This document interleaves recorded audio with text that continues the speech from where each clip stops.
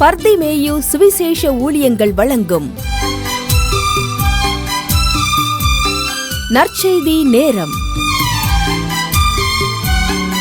தேவ செய்தி pastor R. Augustine. இந்த நாளில் உங்களோடு பேசி வருகிறேன். என் நாமத்தை பிரஸ்தாபப்படுத்துகிற எந்த ஸ்தானத்திலும் உன்னிடத்தில் வந்து உன்னை ஆசீர்வதிக்கிற தெய்வம். அதனால்தான் அவரை நோக்கி பாருங்க, நீங்க வெட்கப்பட போகவே மாட்டீங்கன்னு சொல்றேன். நான் எப்பவுமே அனுபவிச்சது தான் சொல்லுவேன், மற்றவங்களை குறித்து இல்லை. என் வாழ்க்கையில் நான் அனுபவிச்சதையும் ஒரு நாளும் மறந்தது கிடையாது. 1992 இந்த ஊழியத்திற்காக நான் அழைக்கப்பட்ட போதும் எனக்கு கொடுக்கப்பட்ட வாக்கு இதுதான்.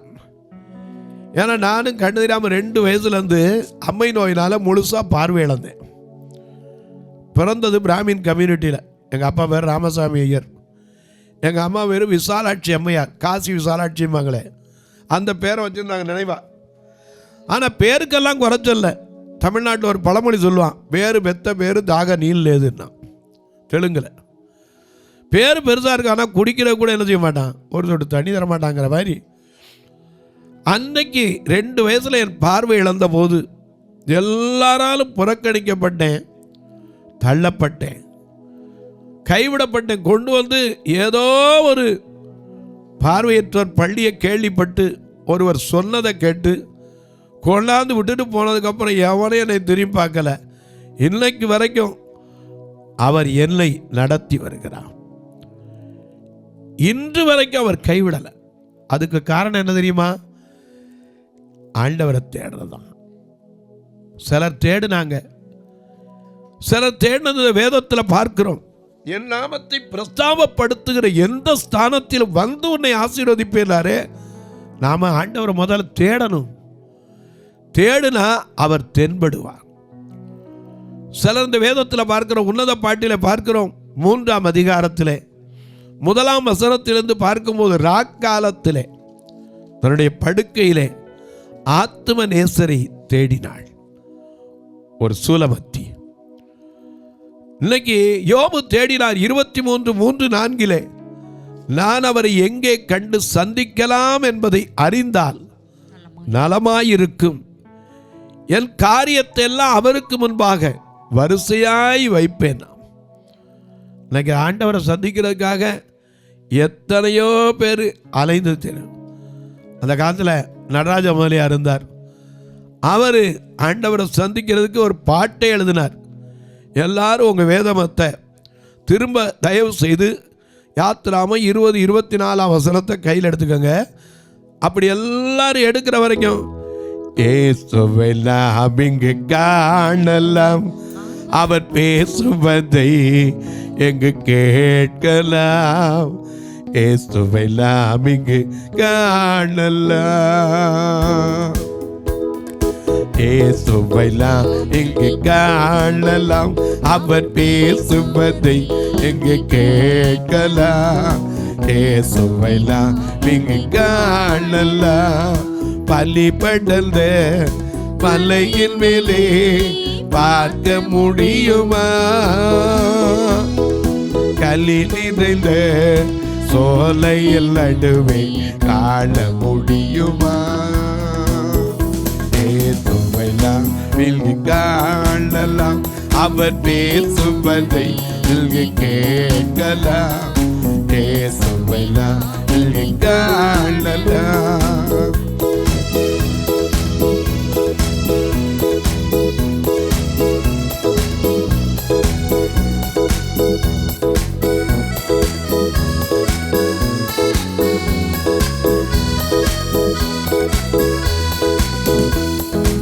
ஓடுகின்ற அருவியெல்லாம் தேடி அலையலே, ஓடுகின்ற அருவியெல்லாம் தேடி அலையலே. ஆடுகின்ற அலைகடலில் நாடி அலைந்தேனே, வாழ்விலே எல்லதிரே தெய்வத்தை காணீரே. பாடுபடும் ஏழைலாம் அடுத்து பாடிலே பேசுவைலாம் காணலாம், அவர் பேசுவதை கேட்கலாம். பேசுவைலாம் காணலாம்.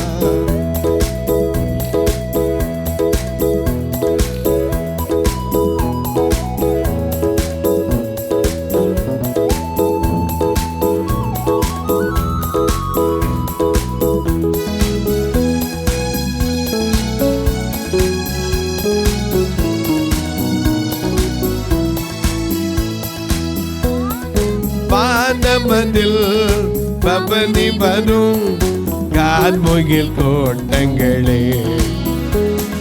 பாதமதில் பவனி வரும் கார்முகில் கோட்டங்களே. வந்தருளும் இயேசுவையே காட்டிட மாட்டீரோ. காலமெல்லாம் அவனியில் பேசிடும் காட்டேரி கத்தரிசோ வாழுமிடம் கோரிடமாட்டாயோ. பேசுவைனா காணலாம், அவன் பேசுவதை கேட்கலாம். பேசுவைனா காணலாம்.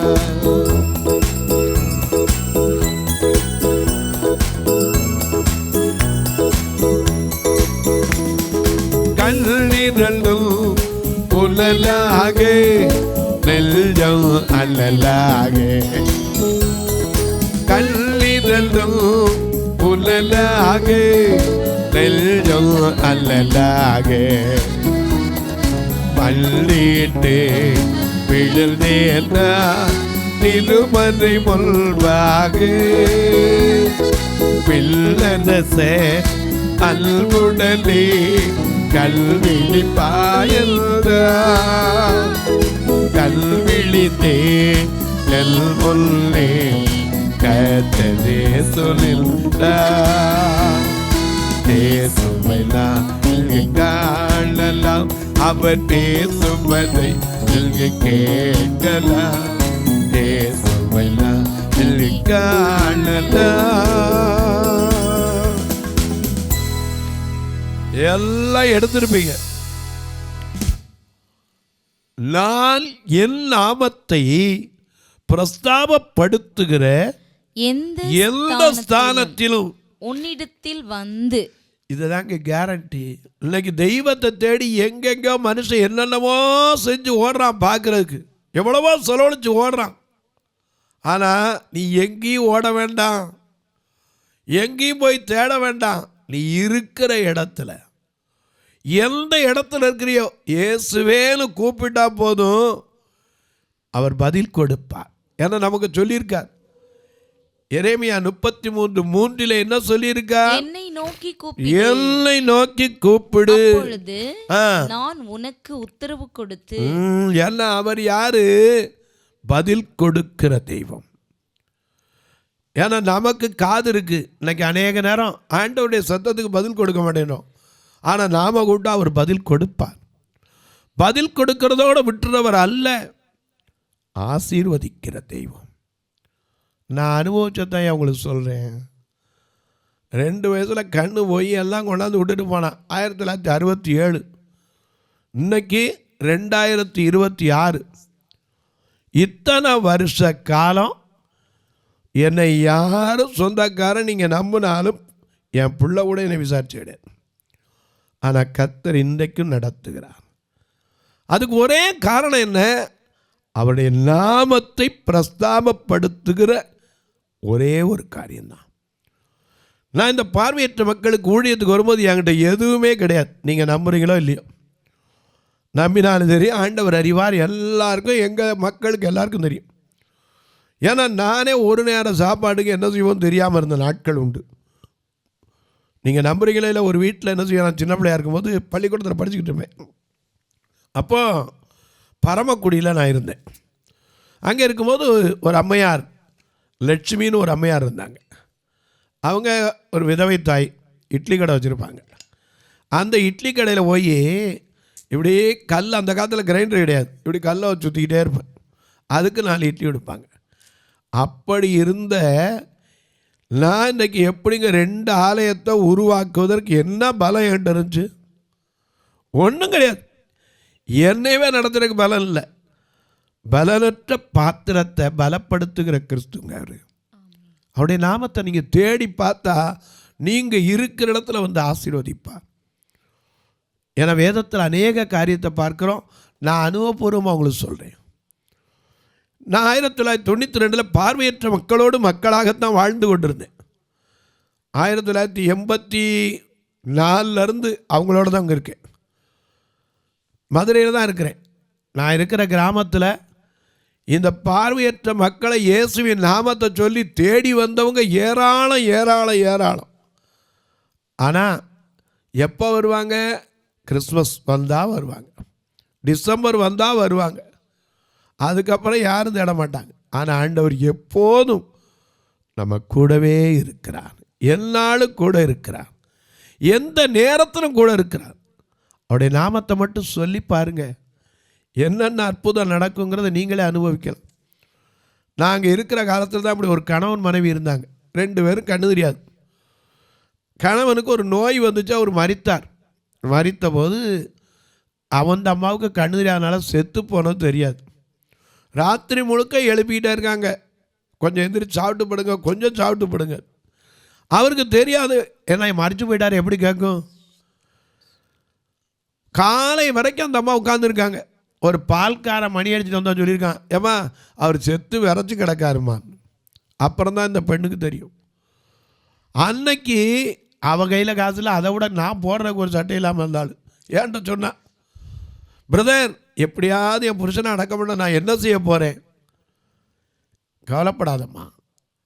நான் சொன்ன ஒரே வார்த்தை இதே தான், ஆண்டவர் தேடு, எல்லாவற்றையும் அவர் செய்வார்.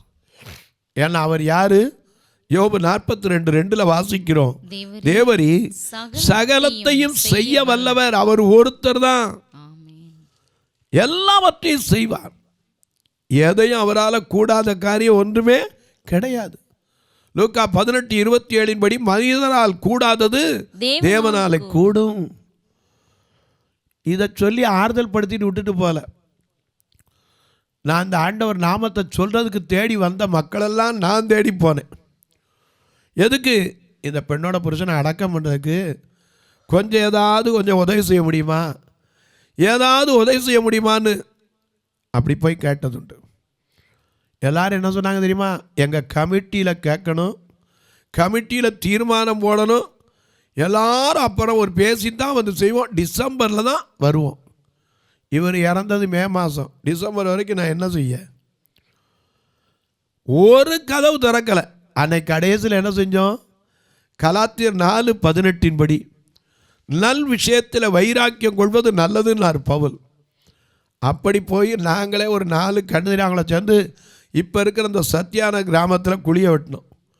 6 அடிக்கு 5.5 அடி வெட்டிவிட்டோம். கடைசியில் கையையும் காலையும் ஒடிச்சு வைக்கும்போது தான் ஆண்டவர்கிட்ட கேட்டேன், இப்படிப்பட்ட மக்களையும் கொண்டு பரமராஜ்யத்தில் சேர்க்கணுமே, இவங்களுக்காக யாரை அனுப்ப போகிறீங்க?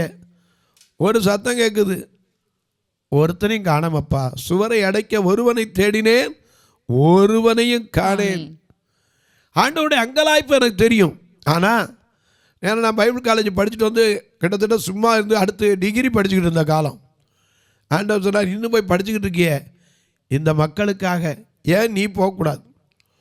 நான் கேட்டேன், எனக்கே கண்ணு தெரியாது, நான் போய் என்ன செய்ய? நான் போய் என்ன செய்ய? யாரை போய் பார்க்க? எனக்கு யார் தெரியும்? அவர் சொன்னார், என் நாமத்தை மட்டும் சொல்லுப்பா, என் நாமத்தை பிரஸ்தாபப்படுத்துகிற எந்த ஸ்தானத்திலும் உன்னிடத்தில் வந்து உன்னை ஆசீர்வதிப்பேன். இன்னைக்கு வரைக்கும் நடக்குது. அவருடைய நாமத்தை எப்படி பிரஸ்தாபப்படுத்தினேன்? ஒரு சின்ன கீபோர்டை தூக்கிட்டு போய் அப்படி வச்சுட்டு அங்கே ஒரு பாட்டை பாடுவேன். அப்படியே ஒரு 2 வார்த்தையை சொல்ல ஆரம்பிப்பேன். நான் யார் வீட்டு கதவையும் தட்டினதில்லை, யார் வீட்டை தட்டி காணிக்க விடுன்னு கேட்டதில்லை, கேட்க போகிறதும் கிடையாது. ஏன்னா அன்னைக்கு ஒருத்தர் சொன்னார், ஒரு 5000 சாப்பாட்டுக்கு அனுப்பியிருந்தார் கண்ணு தெரியா மக்களுக்கு. அவருக்கு ஃபோட்டோ எடுத்து அனுப்புங்கன்னாரு. நான் சொன்னேன், எங்களால் கண்ணு தெரியாவுங்க யாரும் இல்லை, இப்போ ஃபோட்டோ எடுத்து அனுப்ப முடியாதுன்னு. அவருக்கு உடனே கோபம், என்ன அப்படி என்ன நிர்வாகம் பண்ணுறீங்க, நான் அதை பண்ணிட்டு. நான் சொன்னேன், எதை வேணாலும் பண்ணுங்க, எங்களுக்கு கண்ணு தெரிய வைக்க முடிஞ்சா வச்சுங்க, உடனே எடுத்தார். என்ன அவருடைய பணத்தை கொடுத்துருங்க, ஒருத்தர் நிமிஷமாக அனுப்புனேன். ஏன்னா பணத்தை வச்சு இல்லைங்க, ஆண்டவர் நடத்துறதை யார் தடுக்க முடியும்? அவர் செய்ய நினைத்தது ஒருபோதும் தடைப்படாது. இதை நாம் அறியணும். நான் அவருடைய நாமத்தை மட்டும்தான் சொல்ல, வேற ஒன்றும் சொல்லலை.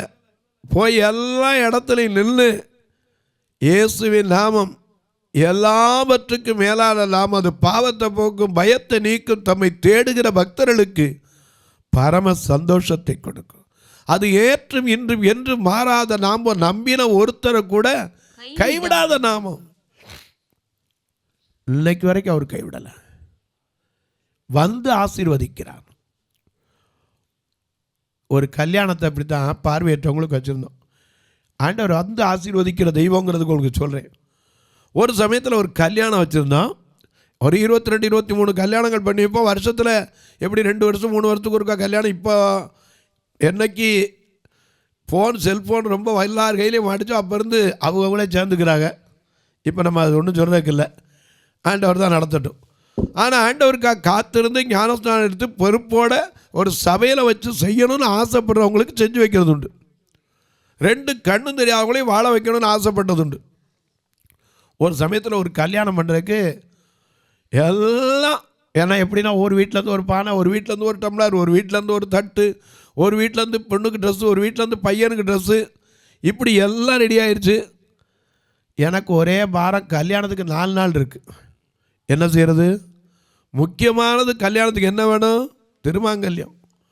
ஒன்றுமே இல்லை. நீங்கள் நம்புறீங்களே இல்லை, ஒரு குடும்பம், ஒரு கணவன் மனைவி, அவங்க பரம்பரையாக இந்துக்களில் வாழ்ந்தவங்க. திடீர்னு ஆண்டவர் அறிஞ்சாங்க, ஆண்டவர் அறிஞ்சு ரட்சிக்கப்பட்டாங்க. ரட்சிக்கப்பட்ட போது கொஞ்ச நாளில் அவருடைய மனைவி ஒரு நோய்வாய்ப்பட்டு இறந்துட்டாங்க. அந்த அம்மா சொல்லிட்டு போனாங்களாம், எனக்கு தெரியாது. அந்த அம்மா சொல்லிட்டு போயிருந்தாங்களாம், பார்வையற்றவங்களுக்கு என் திருமாங்கல்யத்தை எங்கேயோ கொண்டு போட்டுறாத, ஒரு கண்ணு தெரியாத பொண்ணுக்கு கொடு, அவள் வாழட்டுனாங்களாம். அவர் வச்சிருந்த தாலி மாரியம்மன் படம் போட்டுருச்சு, அதை கொண்டு விற்றுட்டு சிறுவை வாங்கிட்டு வந்து கொடுத்தார். 4 நாள் இருக்கேன்னு கவலைப்பட்டுக்கிட்டு அங்கேருந்து தேடி ஒருத்தர் வந்திருக்காருன்னாங்க. போய் பார்த்தேன். அது சொன்னார், ஐயா ஒரு திருமாங்கல்யம் கூட வந்திருக்கு ஐயா. எப்படி தெரியும்? ஏதோ எனக்கு ஏவுதல் இருந்துச்சு, இதை கொண்டு குடுன்னு நான் வந்தேன். இன்றைக்கி அவர் உளுந்தூர்பேட்டையில் இருக்கிறார். முந்தா நாள் கூட வந்துட்டு போனார் என்னை பார்ப்பதற்கு. வந்து பார்த்துட்டு, ஐயா நல்லா இருக்கீங்களா, ஏதாவது கல்யாணம் இருந்தால் எனக்கு சொல்லுங்க ஐயா, நானும் கண்டிப்பாக வந்துடுவேயான்ட்டு போனார். ஆண்டவருடைய நாமத்தை பிரஸ்தாபப்படுத்துகிற எந்த ஸ்தானத்திலும் அவர் உன்னிடத்தில் வந்து ஆசீர்வதிப்பார். 4 நாள் திருமணத்திற்கு என்று நான் பயந்து மனசில் படுத்துக்கிட்டு தான் ஜெபம் பண்ணிக்கிட்டு இருக்கேன். எங்கேயும் போல எந்திரிக்கவும் இல்லை. ராத்திரி ஜெபம் பண்ணிட்டு படுக்கிற, காலையில் ஒருத்தர் வந்திருக்காருங்கிறாங்க. என்னையா நேட்டால் 2 கிராமில் திருமாங்கல்யம் கொண்டாந்துருக்கேங்கிறார். நீங்கள் ஒருவேளை சொல்லுவீங்க, எங்கேயா இருக்கார் நான் பார்க்கலாமா? சொல்லுங்கள், உங்களுக்கு ஃபோன் நம்பர் தரேன், பேசலாம். ஏன்னா ஆண்டவர் ஒருபோதும் அவர் கைவிடுகிறதில்லை. நம்ம பாடல, ஒரு போதும் கைவிட ஒரு நாளும் விலகிட,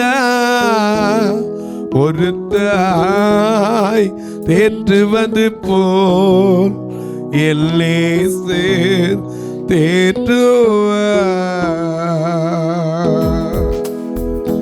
ஒரு போதும் கைவிட ஒரு நாளும் விலகிட, ஒரு போதும் கைவிட ஒரு நாளும் விலகிட, ஒரு தாய் தேற்று வந்து போ எல்லேசு தேற்றுவார். ஒரு தாய் தேற்று வந்து போ எல்லேசு தேற்றுவார்.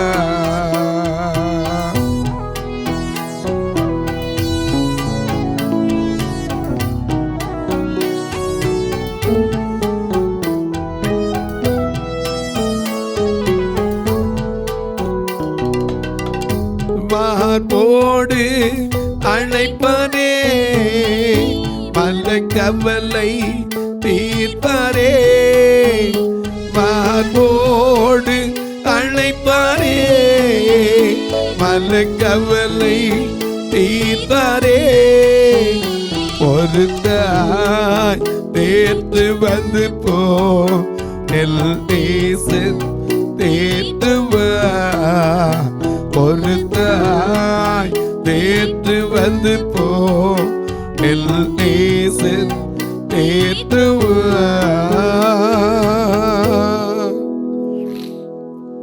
ஒருபோதும் கைவிட மாட்டார், ஒரு நாள் விலக மாட்டார். அவருடைய நாமத்தை மட்டும் சொல்லி பாருங்களேன்.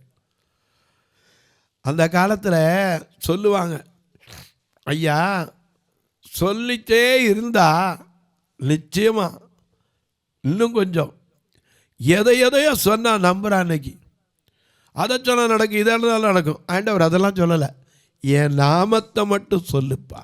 நல்ல கவனிய தமிழ்ல ஏ சு இந்த 2 எழுத்தும் வச்சே சொன்னார். ஏ என்றால் எழுத்து, சு என்றால் எழுத்து. உயிரும் மெய்யும் சேர்ந்தா இயேசு. அந்த உயிரும் மெய்யும் கலந்த அந்த இயேசுவின் நாமத்தை மட்டும் எந்த இடத்துலேருந்து பிரஸ்தாவம் பண்ணி பாருங்க. சீகன் பால்க்கு எங்கேருந்து பண்ணாரு? தமிழ்நாட்டுக்கு வரும்போது தரங்கம்பாடியில் ஒரு பாறை, இன்னைக்கு போனாலும் அந்த பாறையை காட்டுவாங்க அங்கே இருக்கிற மக்கள். தரங்கம்பாடியில் எங்கோ இருந்து எல்லா சுகத்தையும் விட்டுட்டு வெள்ளைக்காரரு ஏர் கண்டிஷனில் உட்கார்ந்துருந்தவர், வெயில்னா சாங்க மாட்டார், சுருண்டுவார், தோலை என்ன செஞ்சு போவோம், அவருக்கு வியாதி வந்து. அப்படி இருக்கிறவரும் 3 நாள் வெயில்லையே அந்த பாறை மேலே கிடந்தார். எதுக்கு? எப்படியாவது ஜனங்கள் இந்த இயேசு அறியணும், எப்படியாவது இந்த மக்களுக்கு இயேசுவை சொல்லணும், பிரஸ்தாபப்படுத்தணும். இன்னைக்கு அவர் மரித்துட்டார், ஆனால் அவருடைய பேர் இருக்கு, சீகன்பால் கையர். இன்னைக்கு போனால் தரங்கம்பாடியில் அவர் கண்டுபிடிச்ச அச்சகம், அவர் எழுதின எழுத்துக்கள் எல்லாம் வச்சுருக்காங்க. இன்னைக்கு நாம் என்ன செஞ்சுருக்கோம்? நம்மளால் என்ன செய்ய முடியும்? அவர் நம்மள என்ன செஞ்சார்? ஒரே ஒன்று, இயேசுவை தேடினார், அவர் வந்து ஆசீர்வதித்தார். இன்னைக்கு சொல்லுவேன், நீங்களும் தேடித்தான் பாருங்களேன். என்னென்னத்தையோ தேடுறீங்களே, எதையோ தேடுறீங்களே, எங்கெங்கோ போனாங்க, அது நினச்சி இது நினச்சிங்கிறீங்களே. நீங்கள் உட்கார்ந்த கட்டில் எந்திரிக்க முடியாத நோயில் கூட இருக்கலாம். இயேசுவை தேடி பாருங்க. ஒரு மனுஷன் தேடினா, இயேசுவே என் தெய்வமே என் மேல் மனம் இறங்கும்னா, அடுத்த நிமிஷம் மனம் இறங்கினார், மறுவாழ்வு கொடுத்தார். இன்றைக்கு உனக்கு எனக்கு தர காத்திருக்கிறார். தொலைக்காட்சியில் பார்க்கிற என் அன்பு மக்களே, அவருடைய நாமத்துக்கு அவ்வளவு வல்லமை உண்டுங்க. அவருடைய நாமத்தை அறிந்தவர்கள், அதனால தான் சங்கீதக்காரன் சொல்கிறான், கர்த்தாவை உம்மை தேடுகிறவர்களை நீர் கைவிடுகிறதில்லை, ஆதலால் உம்முடைய நாமத்தை அறிந்தவர்கள் வேற எதையும் நம்ப மாட்டான், உண்மையே நம்பி இருப்பார்கள். சங்கீதம் 9:10 அப்படித்தான் வாசிக்கிறோம். இன்னைக்கு எப்பேற்பட்ட வியாதியில் மருத்துவர்கள் சொல்லியிருக்கலாம், பிழைக்க மாட்டீங்க, இனிமே ஏதோ கொஞ்ச நாள் தான், இனிமேல் ஒன்றுமே ஆகாது, இந்த மருந்து மாத்திரை தான், சாகிற வரைக்கும் இதை வச்சுக்கிட்டு இருக்க வேண்டியதான் சொல்லியிருப்பாங்க.